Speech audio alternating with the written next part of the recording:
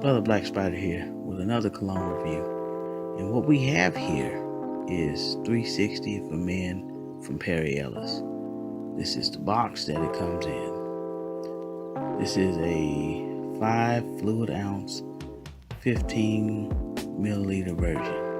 We're going to give it a once around.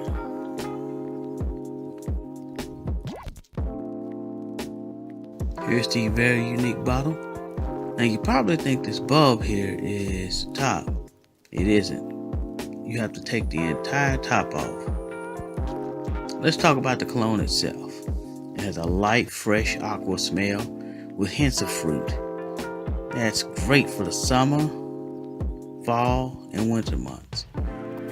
Also, it has pretty good skin longevity, has about 4 to 5 hours, with good reach, meaning people in your vicinity will notice the smell. I put this in the social cologne category. All in all, I say give this one a try. I'll have links in the description box to where you can find this version. If you left a like or a dislike, I appreciate it, as it helps my channel. I'm Brother Black Spider, and I'm out. Peace.